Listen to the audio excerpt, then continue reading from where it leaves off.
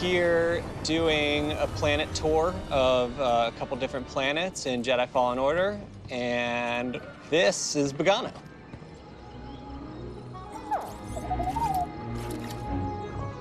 Hey, BD1. I'm Cal. Here on Pagano, I've mostly been working on scripting through like a lot of the moments between Cal and BD1 to showcase the relationship and show how they get to know each other a little bit. Hold on. You know the Jedi? Hold on. Everything we're doing with BD1 and Cal's relationship here isn't just about writing the script for it. It's about like how we represent it in the world. Part of that comes in through our cinematics, but we try to like think about it, you know, from an in-game perspective instead of just like looking at it on a piece of paper. Gameplay first is like a Respawn sort of philosophy, and narrative designers especially, that's really important for us. So we have, you know, like scans and echoes as like ways of telling small stories that are tied into reward mechanisms and gameplay and exploration. And that's, you know, a way of trying to find a balance between how we're telling a story and what your gameplay experience is as well. Pagano's designed as like a measuring stick for the player. It's their first planet that they can retraverse. That's one of the challenges of Pagano, is once the player has unlocked all their abilities, they can double jump over everything and wall climb and zip line all over the place. And so I think it was important throughout our game to keep it close to design, but even more so in Pagano since there's so much double jumping to different islands. After each ability you get, you can kind of come back to Pagano and it unlocks a little different section of it depending on which abilities you've gotten on the other planets. You can always kind of come back and explore it with your new abilities in mind. So you're kind of teaching the player that it's not just main path in this game. There's different side areas to explore, to either use your force powers to kind of solve a little puzzle. Cordova's extremely dangerous workshop. Yeah. Well, he was a full-fledged Jedi. Live so, life like, on the edge. Yeah. So this is a moment that's kind of an important Metroidvania moment here, where we slam you right into essentially a gate. This is essentially a gate because you don't have the ability to cross it yet. You can tell that the main path goes that way. We lead you right there. That's your goal, the vault, and we frame it, you know, between these rocks here. But the player has no way to cross this gap yet. So now the player just needs to kind of explore the level to figure out how to cross that, bridge that gap. In Pagano, in our initial concept, we kind of had these onioning shapes of rock and striations of kind of like red clay, because the wall runs that we're about to introduce the player to, the kind of the language along the wall runs is we try to do smaller striations on where you can wall run. So right off the bat, with your new wall run ability, we've got kind of different secrets and things to explore and find, but we try to funnel you back to this moment where now you can cross the gap that blocked you before. Players have had a hard time finding that, and it's just something that when you model it and when Jeff designs it, you're like, oh yeah, that makes a lot of sense. The player will use that wall run to get back, but you watch players just get lost and walk right by it. So it's stuff you don't think about first pass, and then you watch a few play tests and you start to realize that we need to do more to help the player. All right, so here we've got the option at this point in the game to choose to go to either Zephyro or Dathomir. Here you see we've centered it in Pagano, and we've got these kind of two options where the player can freely choose to go either to Zephyro and kind of continue the main path, or deviate a little bit and go to Dathomir. And the UI team, you can even see like what went into this. Like, they're almost equal choices, but Zephyro's slightly closer to the cursor. Like, this is intentional. Like, this sort of thing, you know, there's a lot of thought that goes into this.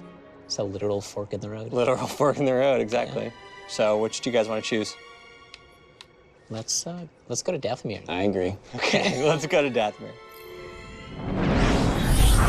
We're doing a planet tour of Dathomir today. Gonna look at the art, game design, and the narrative all together.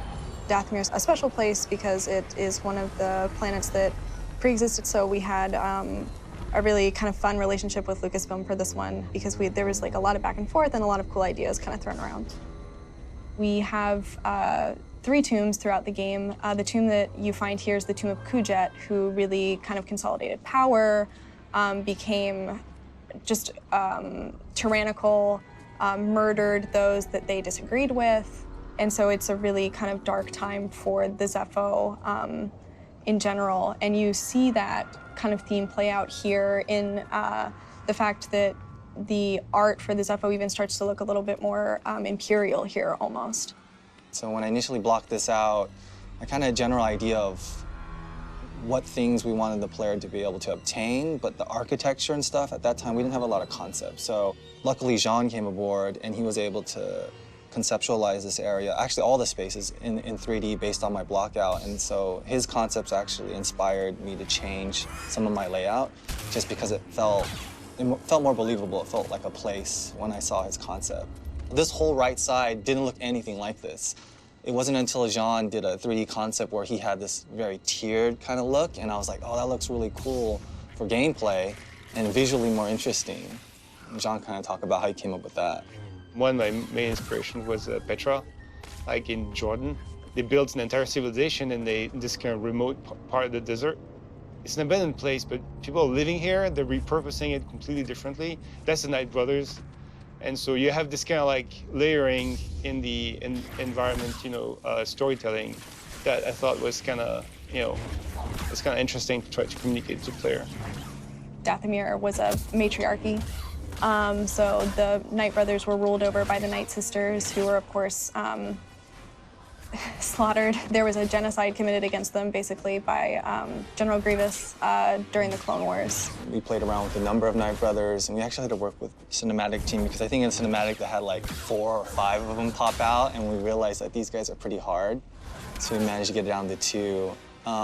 These guys are really agile, they roll around, and they're pretty quick, so we wanted to make this space feel good for them for the first fight, at least. In some of the other areas in Dathomir, it gets a little bit more narrow, but definitely in this first encounter with them, you have a lot of room to kind of move around and fight with them, and so that was the intent. John, you even made like some paintings or hieroglyphs of the bat, right? Yeah. I made like, there's a whole Knight Brother mural language of like their relationship with the spiders and the bat and the Zephonians. That's pretty slick. What's that one, John? It looks like. Yeah, that actually there's a whole language. Christmas trees. I actually developed like a whole language of like what those signs mean. Okay. And yeah, that's supposed to be, don't cross. Don't cross okay. this place. This is basically Knight Brother territory. Okay, yeah. If you look up, actually, there's like some of those statues.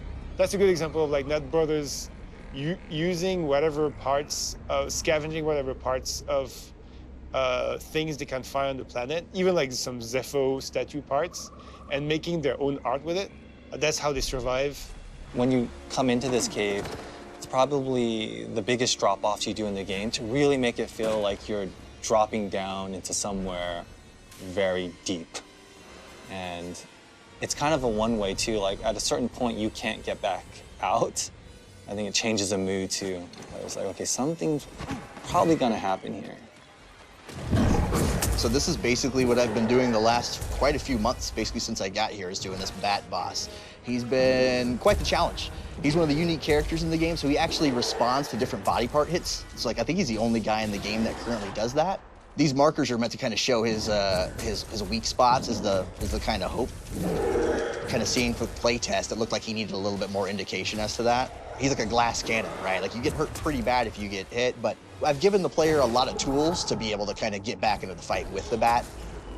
The environment art's not finished, basically to convey like more that there's a relationship between the bat and the Knight Brothers. Like they're afraid of the bat, but they also kind of like worship it or like respect it. Yeah, he's like the alpha of the planet, I guess, right? Yeah, kind of. And has that creature of the Black Lagoon. Yeah. Yeah, his face is pretty gnarly. Now he has eyes, I feel guilty, like stabbing him and stuff. Now, like, oh, man. Like, I was fine when it was just like a box. I know, now. And now I'm like, oh, dude, we're bros, though. We've been through so much together, but I have to defeat you.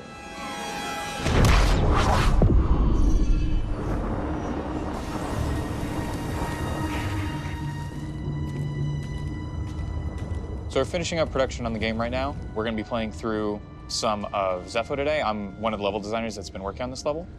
We're like not too far out from locking the game so that basically all hands are off except bug fixing. So all the last design work and especially all the last art is getting in right now. Oh yeah.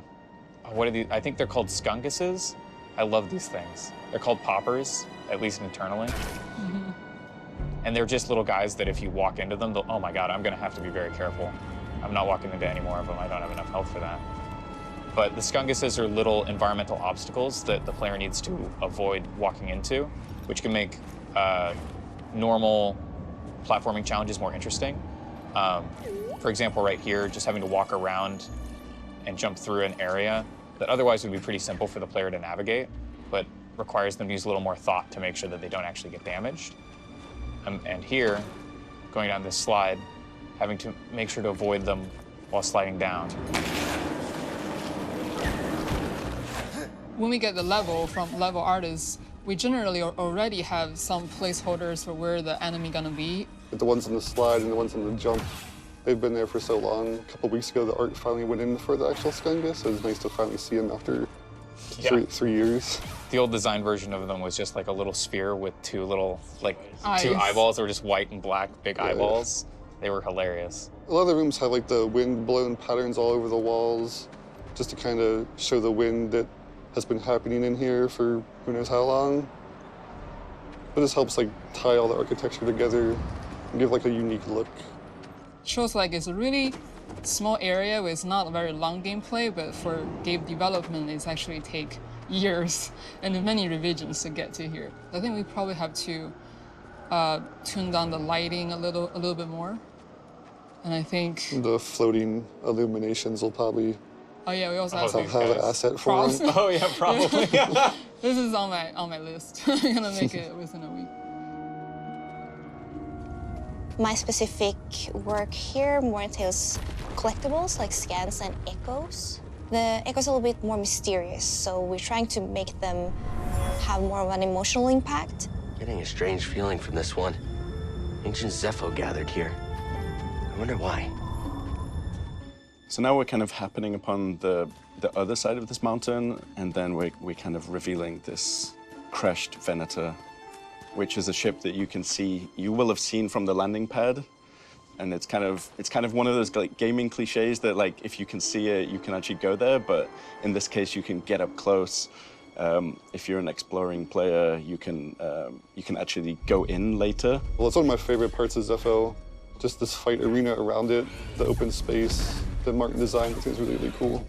So we've got a small ecology system, and so you'll see as you kind of play through the game, you'll have like multi-faction fights. All these creatures have relationships to one another, so that Skaz is like a prey of this brute, but then you're the bigger threat, so he's going after you right now. Okay, so now Cal is heading towards Kashyyyk. He's kind of got this hint about this Wookiee named Tarful, and that's kind of the next breadcrumb on his journey. Today we're going to be looking at Kashyyyk. We're going to be looking at this second half of this level, seeing the jungle and the kind of beginnings of the origin tree and the Shadowlands, and it was exciting developing it and excited to show you guys. So this was actually a good opportunity for us to show this juxtaposition again of this kind of built Imperial environment with its refinery and the more natural landscape of Kashyyyk that they're just dicing up with all their cutters and exploiting for all its resources.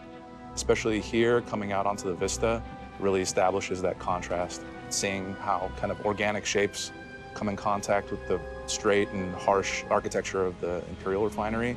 They're kind of struggling to push back against all this fauna, and they've disturbed the balance of this place. The origin tree is a unique foundation for Kashyyyk. You haven't seen it before, because you're used to seeing the more beach areas, all this stuff. This is kind of a different side of the planet where the origin trees, the reigns supreme. Its roots stretch across the entire vista, and you feel its impact everywhere. So it's definitely a landmark. You know where to go to.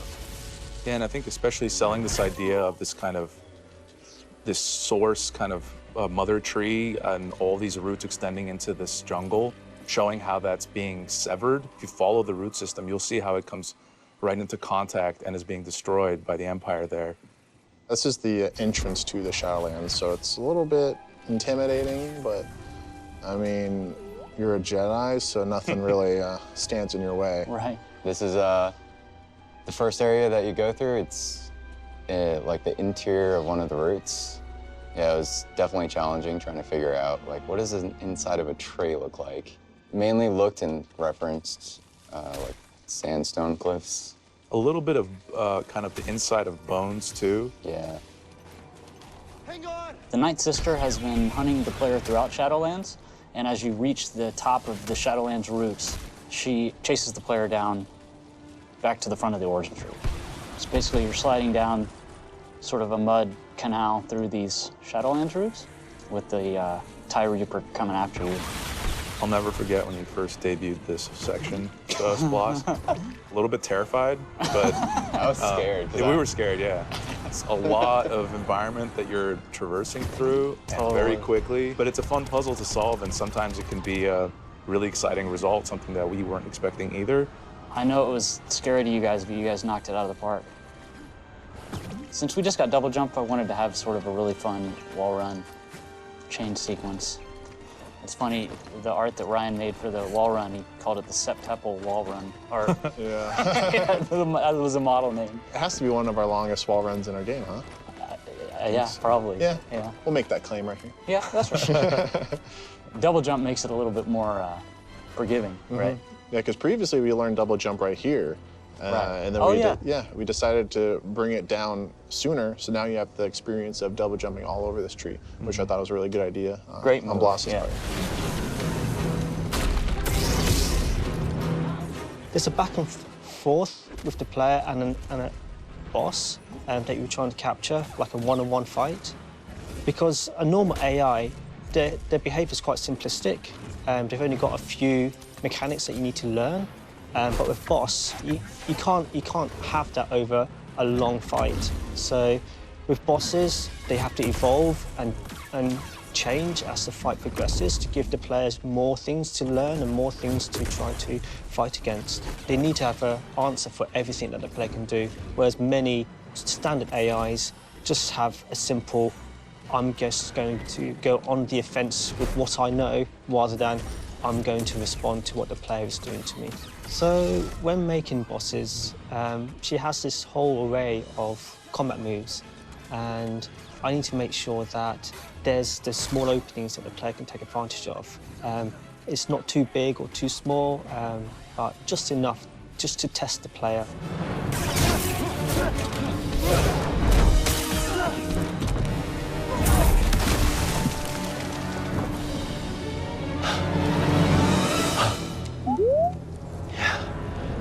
Took down an Inquisitor. This was the tour of Kashyyyk. There's more planets to explore, and I hope you continue our adventure in Star Wars Jedi Fallen Order.